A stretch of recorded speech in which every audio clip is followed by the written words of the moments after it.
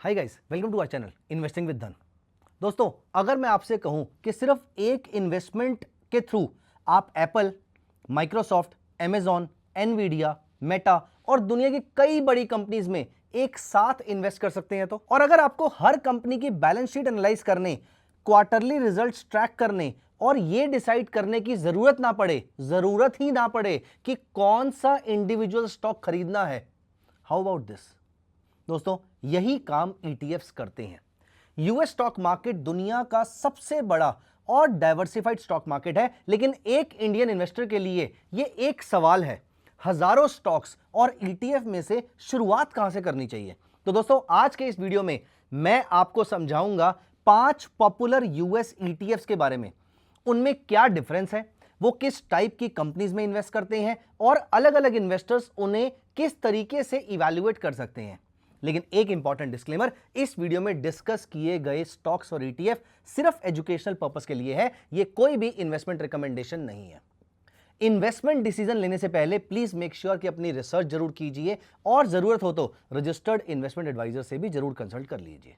चलिए अब हम यहां पर शुरू करते हैं। तो पहला क्वेश्चन यह है कि ETF होता क्या है। सबसे पहले ETF यानी एक्सचेंज ट्रेडेड फंड क्या चीज होती है? सिंपल एग्जांपल ले लेते हैं। मान लीजिए आप एक फ्रूट बास्केट खरीदते हैं जिसमें एप्पल, बनाना, ऑरेंज, ग्रेप्स और मैंगो सब है। अब अगर किसी एक फ्रूट की क्वालिटी खराब हो जाए तब भी आपके पास बाकी फ्रूट्स हैं। ETF भी कुछ इसी तरीके से स्टॉक्स की एक ETF बास्केट होती है। स्टॉक्स की एक बास्केट होती है। एक सिंगल ETF के अंदर डजन्स, हंड्रेड्स और कुछ केसेस में थाउजेंड्स ऑफ स्टॉक्स भी हो सकते हैं। यस, थाउजेंड्स भी। और ETF को आप स्टॉक एक्सचेंज पर एक नॉर्मल स्टॉक के तरीके से खरीद सकते हैं। जैसे आप स्टॉक्स बाय सेल करते हैं वैसे ETF बाय सेल कर सकते हैं। अब बात करते हैं 5 पॉपुलर यूएस के ETFs की। दोस्तों, पहला ETF, सबसे पहले मैं बात करूंगा VOO की। VOO क्या होता है? OO मतलब वो जो 500 का 00 है, तो बेसिकली S&P 500 का ETF। दोस्तों, VOO S&P 500 इंडेक्स को ट्रैक करता है। इसका मतलब है कि इस ETF के थ्रू इन्वेस्टर्स को अमेरिका की approximately 500 leading large cap companies का एक्सपोजर मिल जाता है। इसमें technology, health care, financial services, consumer businesses और दूसरे मेजर सेक्टर्स की कंपनी सब शामिल हो जाती हैं। सिंपल टर्म्स में अगर आपका मानना है कि लॉन्ग टर्म में America's largest businesses collectively grow करेंगे तो S&P 500 एक इंपॉर्टेंट बेंचमार्क है जिसे आप समझ सकते हैं। VOO की सबसे बड़ी स्ट्रेंथ है ब्रॉड डाइवर्सिफिकेशन। आप सिर्फ एक टेक्नोलॉजी कंपनी या किसी एक सेक्टर पर डिपेंडेंट नहीं है, लेकिन इसका मतलब यह नहीं है कि रिस्क खत्म हो गया है। अगर ओवरऑल यूएस इक्विटी मार्केट में मेजर करेक्शन आता है तो VOO की वैल्यू भी गिर सकती है। और अब मैं आपको दिखाता हूं धन प्लेटफॉर्म पे आप इसको कहां पर ढूंढ सकते हैं। तो दोस्तों, यहां पर देखिए, हम invest in US stocks and ETF पे चलते हैं। यहां पर आपके सामने सारे यूएस के स्टॉक्स और ETF ओपन हो जाते हैं।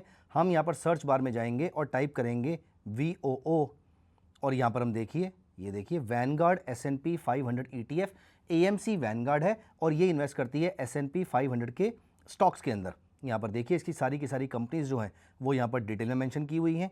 ये सारी कंपनीज हैं। अपार्ट फ्रॉम दिस, इसमें आज कितना वॉल्यूम हुआ है, एवरेज प्राइस क्या था, ओपन, हाई, लो, क्लोज, पिछले 1 साल की परफॉर्मेंस, 3 साल की, ये सारी परफॉर्मेंस आपको यहाँ पर दे रखी है। जैसे कि आपको दिख रहा है पिछले 4 साल में ये 100% के रिटर्न के आसपास आपको यहाँ पर प्रोवाइड कर चुका है। आपको सिर्फ यहाँ पर बाय पे क्लिक करना है और यहाँ पर आप चाहें तो वैल्यू की टर्म्स में, फॉर एग्जाम्पल आपको सिर्फ $10 की इन्वेस्टमेंट करनी है, वो भी आप कर सकते हैं। आपके शेयर्स फ्रैक्शनली बाय हो जाएंगे। आप चाहें तो $1 की भी यहां पर इन्वेस्टमेंट कर सकते हैं। क्वांटिटी हो जाएगी 0.0014 और आप चाहें नंबर ऑफ शेयर्स में इन्वेस्टमेंट कर सकते हैं। तो इसका एक शेयर $690 के आसपास का चल रहा है। अब दोस्तों, हम सेकंड ETF की बात करते हैं, which is QQQ, which is Nasdaq 100 ETF। दूसरा पॉपुलर ETF है ये दुनिया भर का। QQQ नैस्डैक 100 के स्टॉक्स को ट्रैक करता है, जिसमें नैस्डैक पर listed 100 largest non financial companies का एक्सपोजर मिलता है। नैस्डैक मतलब IT कंपनीज। इस ETF में हिस्टोरिकली टेक्नोलॉजी और ग्रोथ ओरिएंटेड कंपनीज का वेट काफी सिग्निफिकेंट होता है। अगर आप innovation, AI, cloud computing, Semicon और डिजिटल इकोनॉमी जैसे थीम्स में इंटरेस्टेड है तो नैस्डैक 100 एक इंपॉर्टेंट इंडेक्स है जिसे समझना यूजफुल हो सकता है। लेकिन हायर ग्रोथ पोटेंशियल के साथ साथ हायर वॉलेटिलिटी भी इसका पार्ट हो सकती है, इस बात का आपको ध्यान रखना है। टेक्नोलॉजी स्टॉक्स एक्सपेंसिव वैल्यूएशन पर ट्रेड कर सकते हैं और इंटरनेट रेट्स या मार्केट सेंटीमेंट चेंज होने पर शार्प करेक्शन भी इनमें पॉसिबल हो सकती है। इसलिए सिर्फ पास्ट रिटर्न्स देखकर इन्वेस्टमेंट नहीं करनी है, आपको इन ईटीएफ्स को प्राइमरीली स्टडी करना है। मैं आपको यहां पर एक और ईटीएफ दिखा देता हूं विच इज QQQ। अब आप यहां पर देखेंगे, हम वापस चलते हैं और ये हमने QQQ टाइप कर लिया। आपको दिख रहा है ये इन्वेस्को AMC का है और इन्वेस्को ट्रस्ट इसको हैंडल करता है। ये सारे रिटर्न्स आपको यहाँ पर दिखाई दे रहे हैं। पिछले 4 साल में 150% के आसपास के रिटर्न्स आपको यहाँ पर दिखाई दिए हैं। और अगर हम कंपनीज में जाएं तो Nvidia, Apple, Microsoft, Amazon, alphabet, Tesla, Meta, ये सारी कंपनीज आपको यहाँ पर दिखाई दे रही है। थर्ड ETF जो आपके रडार पे होना चाहिए वो है VTI, total US stock market का ETF। ये तीसरा ETF है जो आपके रडार पे होना ही चाहिए। दोबारा नाम बता देता हूं, VTI। VOO approximately 500 large US companies का एक्सपोजर देता है, लेकिन VTI पूरे US के स्टॉक मार्केट को कैप्चर करने की कोशिश करता है। इसमें लार्ज कैप, मिड कैप और स्मॉल कैप कंपनीज शामिल हो जाती हैं, यानी एप्पल और माइक्रोसॉफ्ट जैसे जायंट्स के साथ साथ छोटी अमेरिकन कंपनीज का एक्सपोजर भी यहां पर आपको मिल सकता है। इसका बेनिफिट है इवन ब्रॉडर डाइवर्सिफिकेशन। लेकिन एक इंपॉर्टेंट पॉइंट जो आपको याद रखना है, VTI में भी लार्ज कंपनीज का वेट काफी सिग्निफिकेंट हो सकता है क्योंकि ये मार्केट कैप वेटेड ETF है। तो VTI और VOO कंप्लीटली डिफरेंट नहीं है, इनमें मीनिंगफुल ओवरलैप हो सकता है। दोस्तों, चौथे नंबर पर आपका जो ETF आता है वो आता है SCHD डिविडेंड ETF। ये उन इन्वेस्टर्स के बीच पॉपुलर है जो डिविडेंड पेइंग US कंपनीज में इंटरेस्ट रखते हैं। SCHD जनरली कंपनीज को डिविडेंड क्वालिटी और फाइनेंशियल स्ट्रेंथ के से रिलेटेड क्राइटेरिया के बेसिस पे सिलेक्ट करता है। लेकिन यहां एक कॉमन मिसकंसेप्शन क्लियर करना बहुत जरूरी है।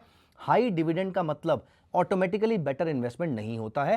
कंपनी अगर डिविडेंड दे रही है लेकिन उसका बिजनेस वीक हो रहा है, डेट बढ़ रहा है या अर्निंग डिक्लाइन कर रही है, तो सिर्फ डिविडेंड यील्ड देखना डेंजरस हो सकता है। और इंडियन इन्वेस्टर्स को US डिविडेंड पर टैक्स भी, एप्लीकेबल टैक्स जो होता है वो भी, उसको भी कंसिडर यहां पर करना चाहिए। इसीलिए डिविडेंड ETF इवैल्यूएट करते time total return, quality, taxation और पर्सनल गोल्स सब कुछ कंसिडर करना जरूरी होता है। दोस्तों, पांचवा ETF है VXUS international diversification. I repeat, VXUS international diversification, ये हमारा पांचवा ETF है। ये US से बाहर के इंटरनेशनल कंपनीज का एक्सपोजर आपको प्रोवाइड करता है। अब आप सोच सकते हैं कि वीडियो US ETF पर है तो नॉन US कंपनीज क्यों? क्योंकि एक ETF US एक्सचेंज पर लिस्टेड हो सकता है लेकिन उसके अंदर दुनिया के दूसरी कंट्रीज की कंपनीज भी हो सकती हैं। VXUS डेवलप्ड और इमर्जिंग इंटरनेशनल मार्केट्स का एक्सपोजर प्रोवाइड करता है।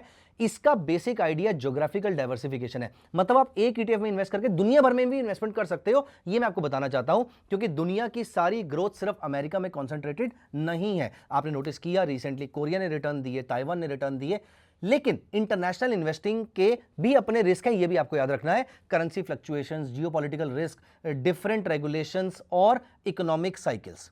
अब दोस्तों, यहां पर अगर हम कंपैरिजन करें तो एक बार क्विक रिकैप कर लेते हैं। VOO अमेरिका की लीडिंग लार्ज कैप कंपनीज का ब्रॉड एक्सपोजर देता है। QQQ ग्रोथ और technology heavy listing, basically Nasdaq 100 का एक्सपोजर देता है। VTI ऑलमोस्ट पूरे US इक्विटी का एक्सपोजर देता है। SCHD dividend oriented quality companies पर फोकस करता है। मैं यहां पर आपको SCHD दिखाता हूं, तो यहां पर हम चलते हैं और ये मैंने टाइप किया SCHD। ये आप देखिए, Schwab US dividend equity ETF है।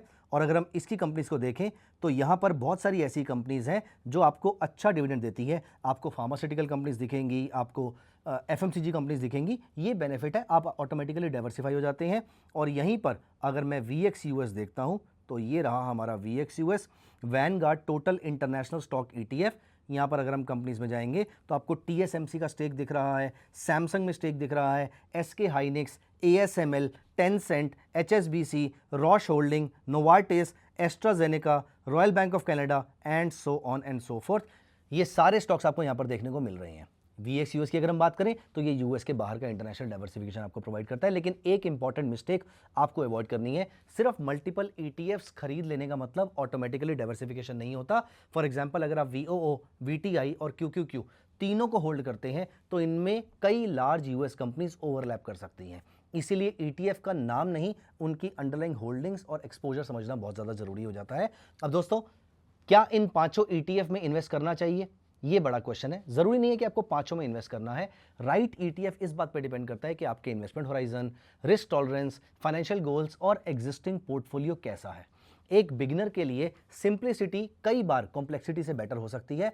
याद रखिए, ईटीएफ डाइवर्सिफिकेशन दे सकता है लेकिन मार्केट रिस्क को एलिमिनेट नहीं करता है। तो दोस्तों, आपने इक्विटी मार्केट में रहकर इक्विटी में ही मल्टीपल डाइवर्सिफिकेशन कर दी है तो कुछ हद तक आप सेफ हो जाते हैं, लेकिन ऑफ कोर्स एक मार्केट रिस्क रहता है। इसको आप ऑटोमेटिकली किसी न किसी और तरीके से डाइवर्सिफाई कर सकते हैं, चाहे धन पे गोल्ड वॉल्ट पे गोल्ड परचेज करके या फिर धन के प्लेटफॉर्म से बॉन्ड्स परचेज करके। ये सारी डाइवर्सिफिकेशन के बारे में हम फिर कभी किसी और वीडियो में बात करेंगे। दोस्तों, अगर आपको ये वीडियो यूजफुल लगा है तो प्लीज़ इसे लाइक कर दीजिए और इन्वेस्टिंग विद धन को सब्सक्राइब भी कर लीजिए। कमेंट करके बताइए अगले वीडियो में आप S&P 500 वर्सेस NASDAQ 100 का डिटेल कंपैरिजन देखना चाहेंगे। अगर हाँ तो कमेंट्स में लिखिए यस। मिलते हैं अगली वीडियो में। जाने से पहले वीडियो को लाइक कर दीजिए।